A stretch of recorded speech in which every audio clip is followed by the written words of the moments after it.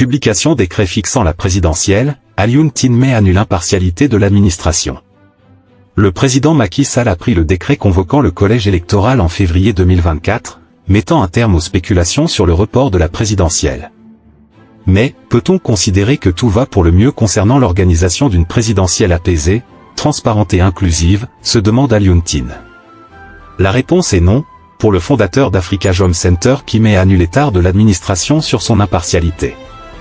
Au regard des dysfonctionnements qu'on observe dans l'administration, qui manque manifestement d'impartialité. Plusieurs candidats à la présidentielle sont bloqués dans leurs activités, Bougane, Gakou, Anta Babacar Ngom, Khalifa Sall, etc. La DGI qui refuse les fiches de parrainage de Sonko, quid du comportement absurde de la CDC, regrette-t-il? Ce qui pose, de l'avis de ce défenseur des droits humains, avec acuité la question de l'inclusion de cette élection. Quelles peuvent être les conséquences d'une exclusion de Sonko, opposant le plus populaire, sur la suite du processus électoral et surtout sur la démocratie sénégalaise? Toutefois, il rend compte que, nous sommes dans une région dans la tourmente où les pays qui n'ont pas veillé au dysfonctionnement démocratique, électoraux ou de la gouvernance sont brutalement rattrapés par l'histoire et connaissent des convulsions politiques, Niger, Sierra Leone, Guinée-Bissau, sans parler de la Mauritanie. Chez nous, des problèmes sérieux restent irrésolus et portent sur des questions sérieuses sur les mécanismes de régulation et qu'expriment des organisations comme FITE ou F24.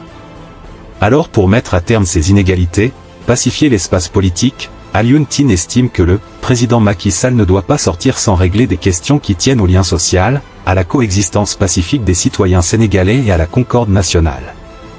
Il est indispensable dans l'état actuel du processus que le ministre de l'Intérieur dont les services dysfonctionnent, avec les préfets et les gouverneurs qui interdisent de façon discriminatoire les manifs de l'opposition, que la Sénat qui fait l'objet de contestations, les soupçons sur le parrainage et le problème des doublons, quid du fichier électoral. Il ajoute, il faut reconstruire la confiance par la concertation, lever les malentendus, trouver de bons compromis pour libérer les détenus militants politiques, militants de la société civile et les journalistes.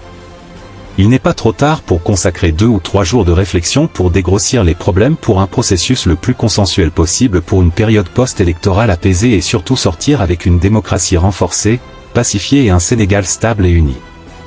Fanassis.